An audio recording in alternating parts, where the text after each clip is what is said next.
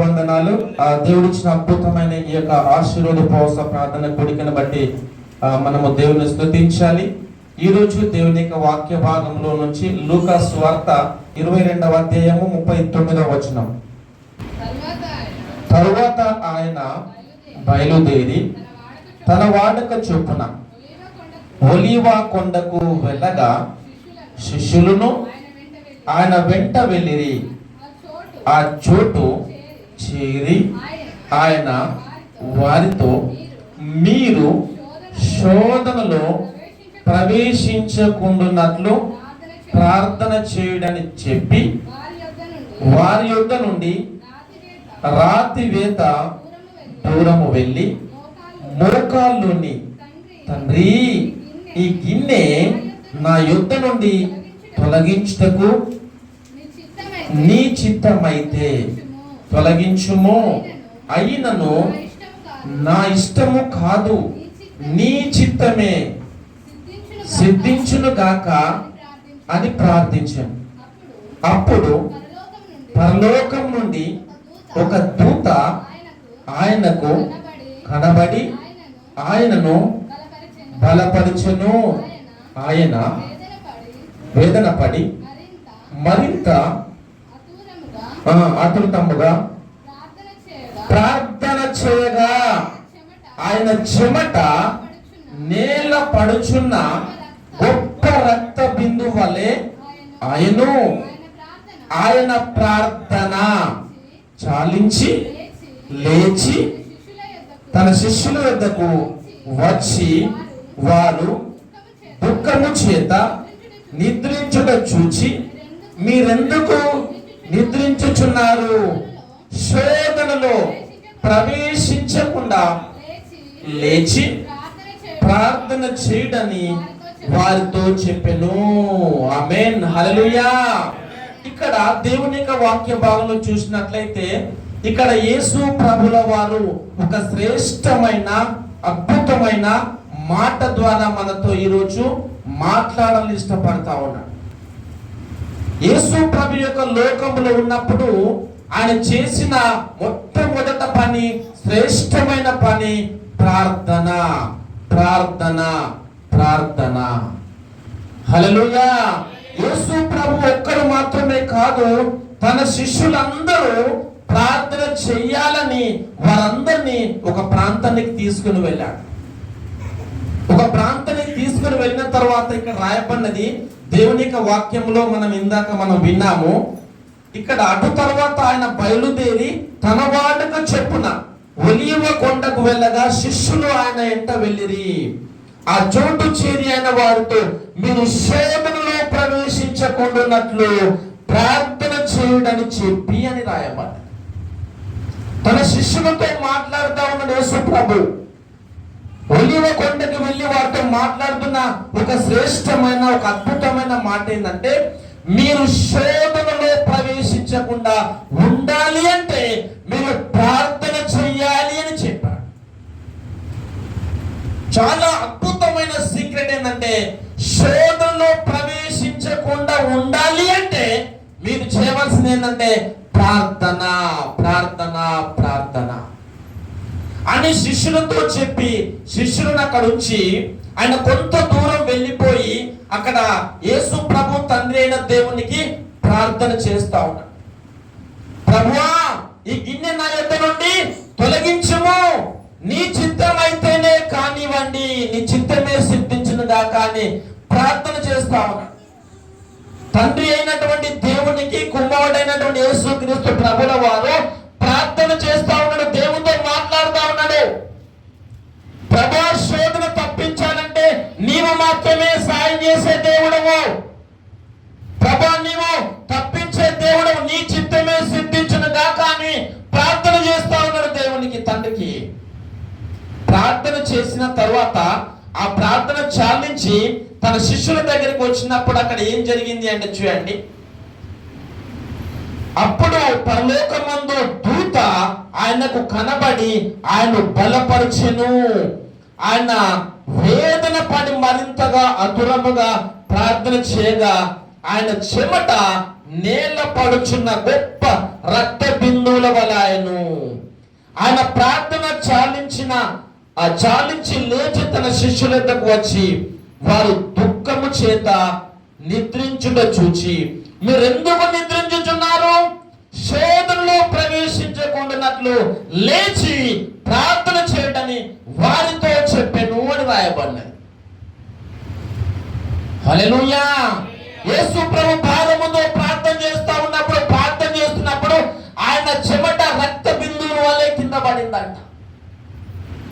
దేవుని యొక్క దూత వచ్చి యేసు ప్రభువును బలపరిచిందట.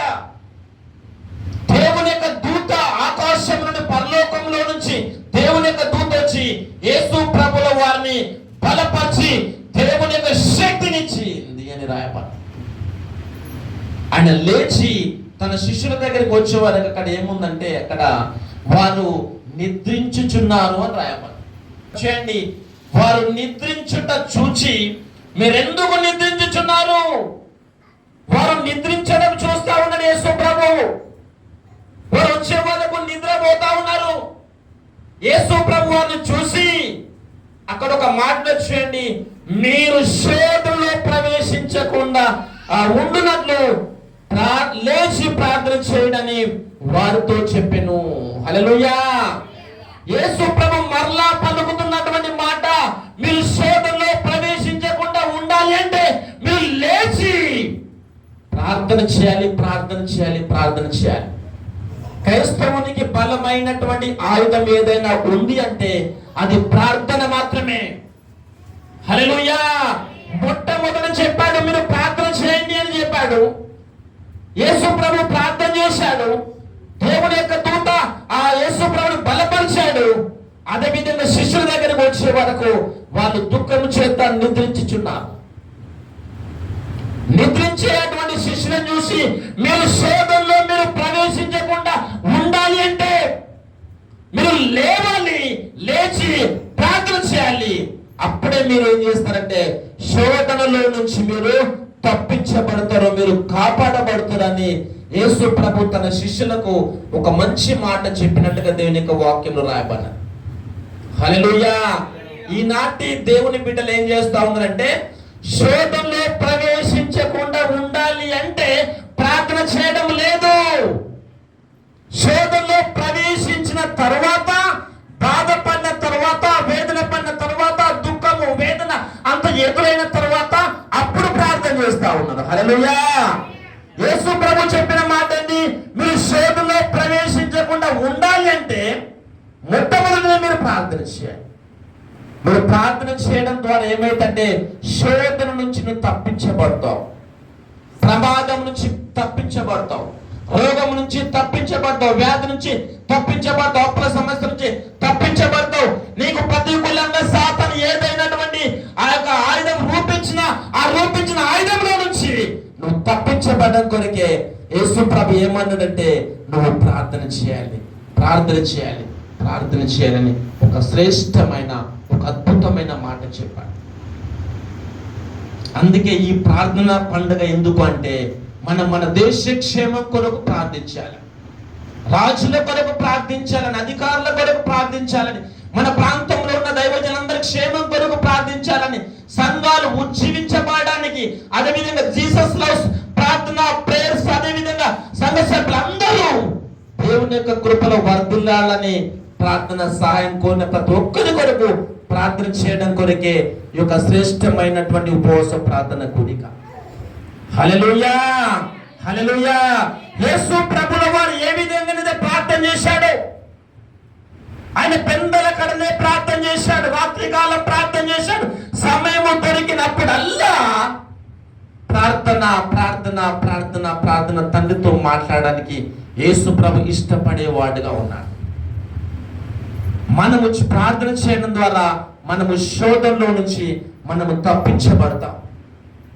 మన సంఘము, మన ప్రాంతము, మన ప్రాంత ప్రజలందరూ తప్పించబడాలంటే శ్రేష్టమైన ఆయుధం ఏంటంటే ప్రార్థన ద్వారానే అని ప్రభు ఈరోజు మనందరితో మాట్లాడుతూ ఉన్నాడు. హల్లెలూయా. హల్లెలూయా. బిల్లీ గ్రాహం గారి దగ్గరికి అక్కడ కొంతమంది రిపోర్టర్స్ వచ్చి అడిగారట, సార్ మీరు ఇంత అద్భుతమైన పరిచయం చేయడానికి కారణం, లేకపోతే అనేక ప్రజలు నీ మాటలు వినడానికి అనేక ప్రజలు తండోపతండాలుగా రావడానికి కారణం,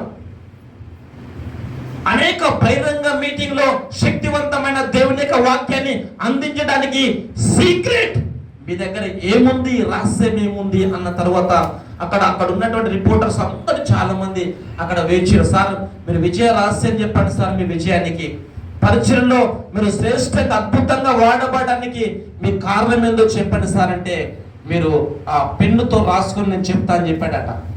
హల్లెలూయా. ఆయన ఏమో చెప్తాడు కావచ్చు అని అందరూ ఆయనకి వెళ్ళి తేరి చూస్తే నెంబర్ 1 రాసుకోండి, ప్రార్థన అని చెప్పాడు. హల్లెలూయా. సార్ రెండవది చెప్పండి సార్, రెండో పాయింట్ చెప్పండి సార్ అంటే, రాసుకోండి రెండవ పాయింట్ అని చెప్పించి రెండవది ప్రార్థన అని చెప్పాడు. సార్ 2 చెప్పారు కదా, మూడవది చెప్పండి సార్, మూడవ సీక్రెట్ ఏంది, నీ విజయ రహస్యం ఏంది అంటే మూడవది ప్రార్థన అని చెప్పాడు. ఈ ప్రార్థనే నన్ను ప్రపంచ వ్యాప్తంగా అనేక రాష్ట్ర దేశ ప్రజలందరి దగ్గరికి దేవుని యొక్క శక్తివంతమైన సువార్త ప్రకటించడం కొరకు నన్ను ప్రేరేపించింది యేసు ప్రభు చేసిన ప్రార్థన. ఆ యేసు ప్రభు చేసిన ప్రార్థనే నేను చేయడం నేర్చుకున్నాను. ఆ ప్రార్థనే నన్ను ప్రపంచానికి పరిచయం చేసింది. ప్రార్థన ప్రార్థన ప్రార్థన ప్రార్థన ద్వారానే విజయమాట క్రైస్తవుడు. డాక్టర్ పాలియంగ్ చో దగ్గరికి వచ్చారంట. సార్ మీ విజయం, మీరు ఆ 20 లక్షల మంది సంఘానికి మీరు కాపరిగా ఉన్నారు, అనేక రోగాలు వ్యాధులు సమస్యలు అనేకులు విడుదల పొందుకున్నారు మీ పరిచర్య లోపల. దీనికి సీక్రెట్ ఏంటి సార్ చెప్పండి సార్ అంటే, నేను చేసే అటువంటి శ్రేష్టమైనది ప్రార్థన ప్రార్థన ప్రార్థనే నన్ను ప్రపంచానికి ఒక దైవజనుడిగా దేవుడు పరిచయం చేశాడు. ఆ ప్రార్థన ద్వారానే ఇంత సంఘము, ప్రార్థన ద్వారానే బలమైన పరిచర్య ఉంది అంటే ప్రార్థన ద్వారానే దేవుడు బలమైన కార్యాలు జరిగిస్తున్నాడు అని చెప్పేసి ఆయన కూడా సాక్ష్యం చెప్పడం జరిగింది. హల్లెలూయా. మన ప్రాంతంలో ఉన్నటువంటి మనం ఆశీర్వదించబడాలి అంటే, శోధనలో ప్రవేశించకుండా ఉండాలంటే మనం లేచి ప్రార్థన చేయాలి. ప్రభువా నా కుటుంబాన్ని కాపాడండి, ప్రభువా నా చేతి పని దీవించండి, ప్రభువా మా ప్రాంతాన్ని కాపాడండి, ప్రభువా మా భారతదేశంలో ఉద్యమాన్ని రగిలించండి, మా తెలంగాణ రాష్ట్రంలో గొప్ప మార్పును గొప్ప సమాధానం దయచేయండి, ప్రజలందరూ రక్షణ దయచేయండి అని ఏం చేయాలంటే మనం ప్రార్థన చేసినప్పుడే దేవుడు మనల్ని, మన కుటుంబాన్ని, మన సంఘాన్ని అనేకులకు దీవెనకరంగా, అనేకుల ఆశీర్వాదకరంగా, మేలుకరంగా ఉంచుతాను అని ఈరోజు ఆశీర్వాద ఉపవాస ప్రార్థన కోరికలో ప్రభు మనందరితో మాట్లాడుతుండగా మనం ప్రార్థన చేద్దాం. అందరి కన్ను మూసుకోండి.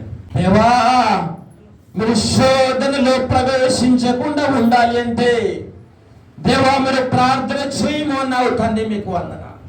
ఒక శ్రేష్టమైన, ఒక అద్భుతమైన దేవ ఒక మాట ద్వారా మనం బలపరుస్తున్నావు, మీకు వందన.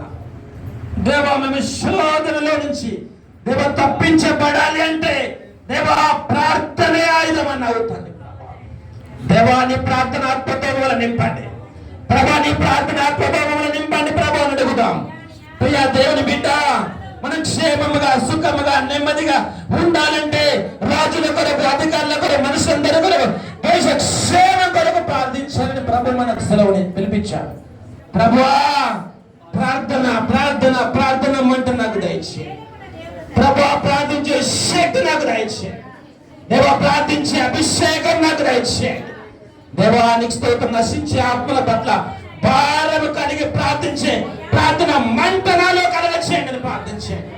ప్రియ దేవుని బిడ్డను ప్రార్థన చేయి, ప్రియ సహోదరుడు, ప్రియ సహోదరి ప్రార్థన చేయి. వందన దేవా మీకు వందన చెప్పుదాం. చెప్పండి చెప్పండి అందరూ ఒకేసారి ఎలుగెత్తి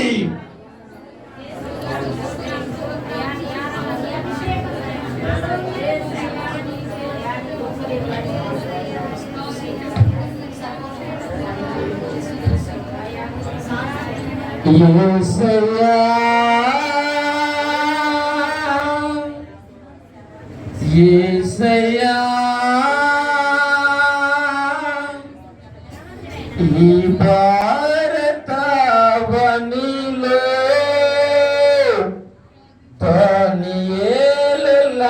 దానియేలులాగునా నన్ను జస్ట్ యేసయ్యా దానియేలులాగునా నన్ను జీవింపచేయవా స్థిరమైన నిర్ణయము ఉన్నత దర్శనము క్రమమైన ప్రార్థన స్థిరమైన నిర్ణయము ఉన్నత దర్శనము క్రమమైన ప్రార్థన అందరికి సార్ యేసయ్యా దానియేలులాగునా నన్ను జీవింపచేయవా స్వరమెత్తి నన్ను జీవింపచేయవా యేసయ్యా దానియేలులాగునా నన్ను